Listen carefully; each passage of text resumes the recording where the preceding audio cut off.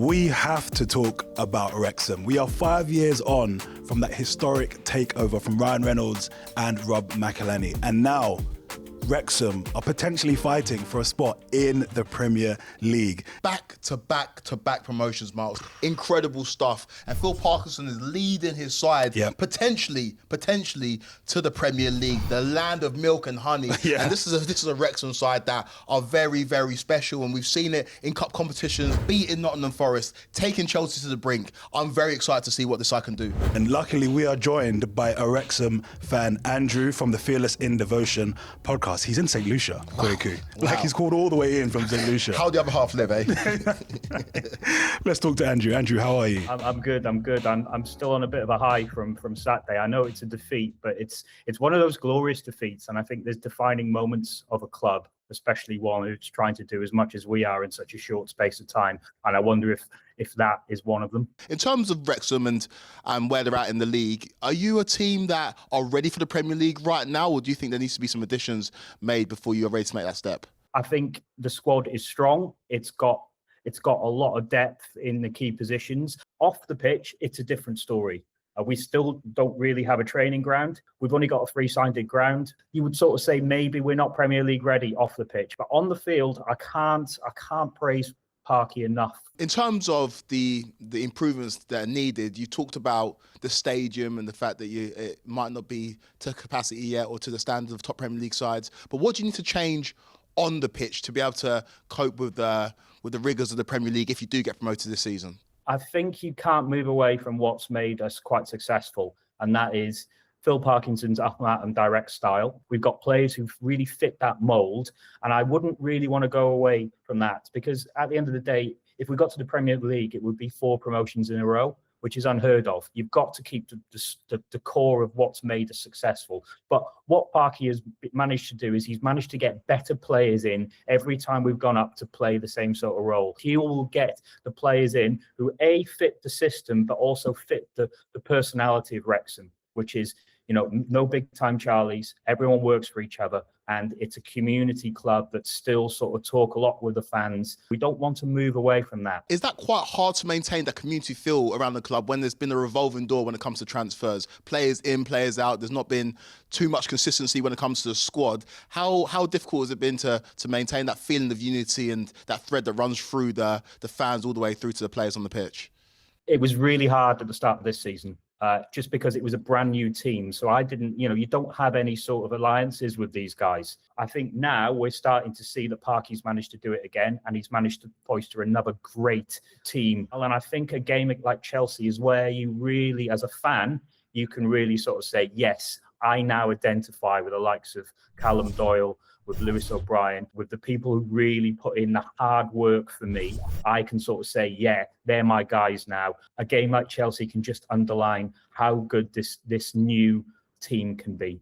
Andrew, thank you so much for your time. I'm not going to lie, though. If Wrexham are promoted to the Premier League, there probably will be a bit of a revolving door anyway. So you might be looking at an influx of new players. And hey, who's going to turn down Premier League players and players from around Europe coming into your team, right? Obviously, a lot has changed since Wrexham's National League days. And a lot of their team has changed since then, with only Max Cleworth being the last standing man in that squad. How have they changed their squad, and how has that helped them improve and get them to where they are now? Well, back-to-back promotions is almost unprecedented, and so there's been a lot of change very quickly at Wrexham, but they've mitigated it by a mixture of bringing in players who are experienced as well as young, exciting players. You think about Callum Doyle, a player they signed from City, a player that's gone on a number of successful loans in the Championship. You look at the experience of someone like Kiefer Moore, played over 50 games for Wales, big man up top who kind of knows what the Championship's about.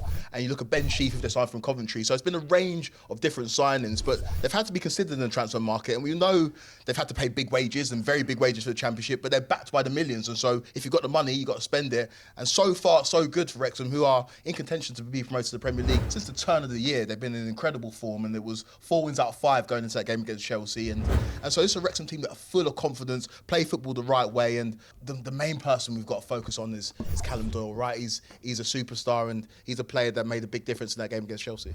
So you can see in this first clip here, Wrexham have the throw in. This game was in Wrexham's great run of form post-Christmas. The ball comes to Doyle. He plays it first time. Again, on first glance, that looks like it's just a hoof forward from the defender, but the cultured left foot finds Josh Windass, who finds Kiefer Moore, and he finishes it brilliantly at the near post. And that's an instruction from Phil Parkinson in terms of understanding what his centre-back can do really well and get them to do it in big games. You can see it in the second clip here, his vision.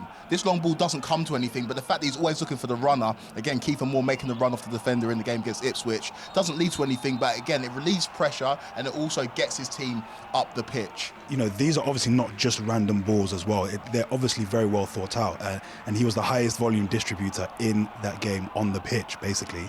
And even when the game got to 3-3, he was consistently picking out these, 30, 40-yard passes. And he gets his reward here, what big defenders do in big moments. It gets the goal, it makes it 4-3.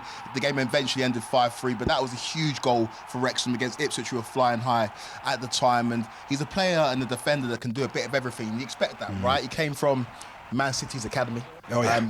He's been birthed in the Pep Guardiola system, and he's not the old school meat and potato centre back. He's cultured. His left foot can pick out a man, and we see it here in the game against Portsmouth. The assist for Sam Smith. It's beautiful play from Wrexham on the left hand side.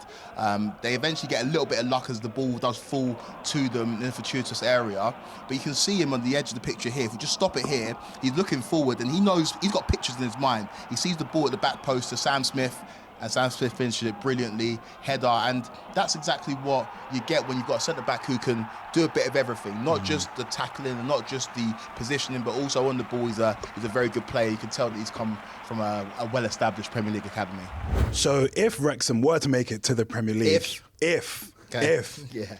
Is he someone who should be sticking around in that team? I think so. I think he's a player that has shown not just his ability to defend, but his ability to create things in the final third for his teammates. 78 successful long passes for him. It ranks him in the top 10 of centre-backs when it comes to long distribution in the Championship. And so he's a player that can provide a lot. And I think what really, really helped him was a series of loans that he went on in the Championship whilst he was at Man City. And that kind of got him well versed to the physicality of the Championship, and we're now seeing a young man that's really growing into himself. And if they do make it to the Premier League, I think he can take that step up. He's got all the ability in the world, and when you come through a City, Man City's academy, an academy that's been kind of shaped by Pep Guardiola, you've got the ability to play football, and we see that with his cultured left foot. Wrexham have obviously spent a lot of money, but is it safe to say that they're not just trying to buy their way into the Premier League? Yeah, it is fair to say that, because if you look at spending, it's not a direct correlation to success. You look at a team like Leicester, for example, 4th in overall spend in the Championship. They're currently 22nd in the table.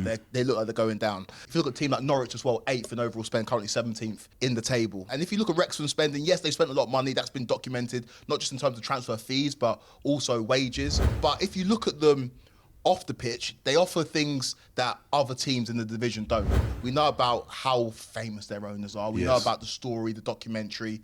And so there's commercial opportunities elsewhere for Wrexham that doesn't exist for other teams in the Championship. And if you listen to the chief exec, Michael Williamson, talking about it, there's a handful of teams in the Premier League that Wrexham can rival when it comes to commercial viability off the pitch. And so they've got options available to them, but they will need to continue to spend to maintain their position, not just in this league, but get promotion. And then if they get promotion, to maintain their position in the Premier League. There's a lot to do, but they've got deep pockets, and they've shown in the past a willingness to delve into those pockets. There is a lot to do, and I think we should touch a little bit on how much there is for them to do, because again, I'm not quite convinced. There's a stand that they're trying to renovate. They're also trying to put money into their training centre. So things aren't as rosy as they may seem. There's still a lot of work to be done, right? Yeah, it's work in progress for Wrexham right now. And we see that, right?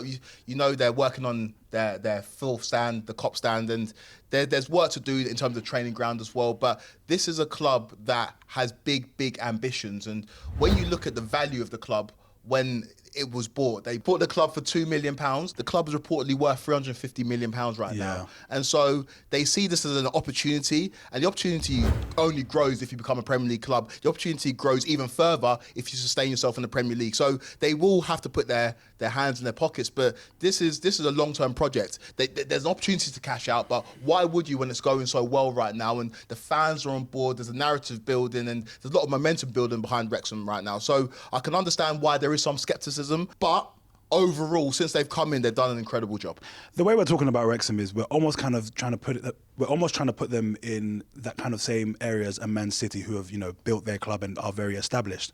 Wrexham aren't established, and they're now going to have to go against teams that were in the Championship and are now mainstays in the Premier League, potentially Sunderland, the likes of Leeds, who already have these infrastructures in place and don't have to spend that money. That's why my critique is there, as to say, do Wrexham have what it takes to keep spending and stay in the Premier League? Two very different things. Yeah, that's a very valid point, because you look at, like you said, Leeds and Sunderland, they are huge football clubs. But Wrexham are a big enough club in their own right. They haven't got the foundation and maybe the infrastructure of those clubs that you mentioned, but they've got ambition, and I think that's what you need. And with the influx of American owners, we've seen it in not just in the Championship, in the Premier League as well.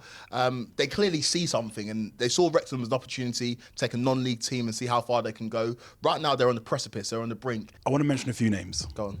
1, Snoop Dogg. Yes. Michael B. Jordan, and recently KSI. Right, these are celebrity figures who are coming into clubs. It's not a proven model. I think Wrexham are probably the most successful, to bring celebrity owners in. I'm just worried about how celebrity owners will affect the football club and whether their rise will continue. Well, it brings exposure. If you're a team like Wrexham, you have to lean on the fact that you've got these Hollywood owners, and we see it in the Championship with Birmingham to an extent. It's a slightly different model. Brady bringing that exposure, that helps to lure in signings. So when you're talking about someone like a Callum Doyle, he probably had options on the table to go elsewhere, but the fact that he's coming to a project that has so many eyeballs on it and is so exciting and is so successful, I think that's kind of the ace in the pack for Wrexham. The fact that they've got the owners that have that cachet and the project that has the glitz and the glam that will attract some of the best players in this league and in the league above as well. Quickly, look, promotion is obviously the goal for Wrexham, and they've played very well this season, but can Phil Parkinson and his team really sustain the results that they've had in the Championship with basically being maybe the 20th best team if they make it into the Premier League? Well, there's no better man you'd want in the dugout. If you think about Phil Parkinson's record, he took to the Championship like a duck to water with this Wrexham side. And so I understand your point in terms of going to the Premier League is very, very different. And we've seen in recent seasons, the 3 teams that come up normally struggle. All he can do is deal with the task at hand right now. And if we take a trip down memory lane, which I don't want to do, Phil Parkinson's a man that can get results against big teams. Against my Chelsea side in 2015, he took Bradford to Stamford Bridge 2-0 down. They win that game 4-2. Some people called that one of the biggest shocks in FA Cup history. And so, yeah, he's shown that when he comes up against these big sides, he can set his team up to be difficult to beat. But it's a whole different kettle of fish when you're in the Championship, you are one of the better teams, and maybe come up against a low block. Yeah. And so, yeah, he needs to concentrate on this season, looking beyond. And if they do go to Premier League, yeah, maybe things have to change a little bit in terms of how he approaches games. But right now, they're one of the best teams in the division, and they have to continue to play like that. Yeah. On the front foot, being aggressive, making sure that they play with the confidence of one of the best teams in the league, because that's what they are right now. With everything that's been said, look, you can't deny Wrexham's story. It is a wonderful story with back-to-back-to-back promotions, unseen, unheard of. And whether it's this season or next season, whenever, they may end up making it into the Premier League. So this Wrexham story is one we need to keep a close eye on, right? Indeed, it feels inevitable. And like I say, whether it's this season or the following season, it's going to happen. And I feel like we've all been a part of the story, all been a part of the narrative. We followed it in the documentary, and it now seems like it's reaching a crescendo. They've got work to do this season, but I think they've got a great chance of getting out of the Championship.